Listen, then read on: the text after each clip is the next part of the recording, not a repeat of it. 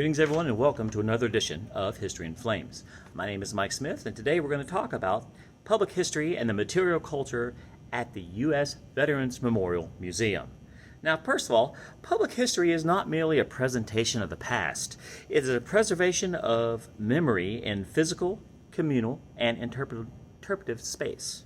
Today I'll examine how the U.S. Veterans Memorial Museum in Huntsville, Alabama embodies the principles of public history through material culture, preservation, community engagement, and native construction.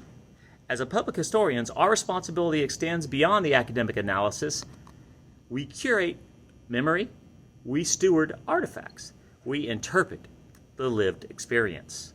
The museum provides a compelling case of study of how history is preserved, not only in its archives, which is my specialty, but in objects, uniforms, medals, letters, and personal effects that serve as a tangible connections between the past and the present.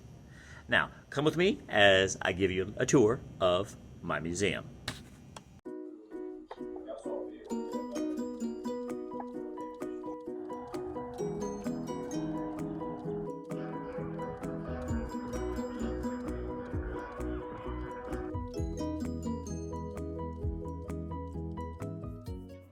Now let us go inside and have a look as we attempt to describe the material culture as historical evidence.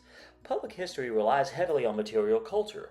Unlike traditional archival research confined to textual sources, museums interpret physical artifacts as a primary evidence. At the U.S. Veterans Memorial Museum, visitors encounter uniforms from World War I, II, Korea, Vietnam, and other modern conflicts. Each object tells a story beyond its fabric and its stitching. A uniform is not simply clothing. It represents service, sacrifice, and identity.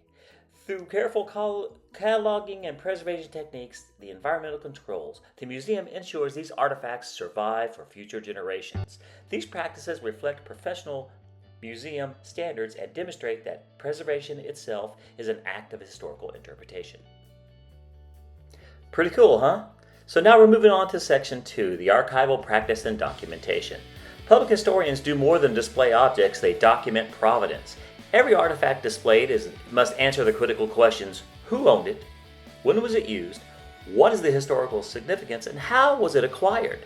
The museum maintains accession logs, donor agreements, and catalog systems that align with professional archival methodology.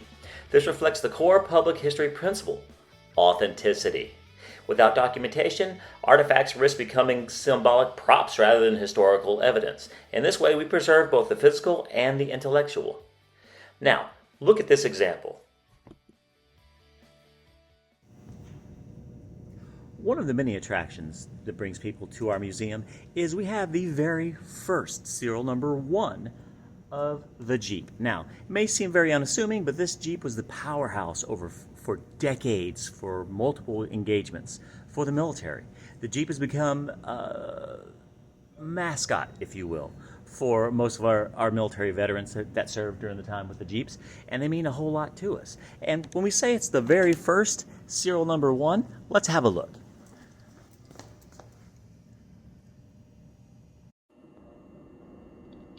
Museums do not simply display artifacts randomly. They construct a narrative. In the U.S. Veterans Memorial Museum, we organize our exhibits chronologically, guiding visitors through the American military history. For example, here we have one that starts off with the Spanish-American War of 1898, and we flow through chronologically, so it all makes sense, to all the way up to the American Revolutionary War. Public history is participatory. Many artifacts at the museum were donated by veterans and their families, or donated by other military-affiliated communities. Public historians must navigate the ethical responsibilities of military history, especially carries emotional weight. Interpretation must avoid glorification while honoring service. And in closing, as public historians, our role is not simply to analyze the past, but to steward it. Preservation is interpretation. Interpretation is memory. Memory is history made visible. Thank you, and have a great day.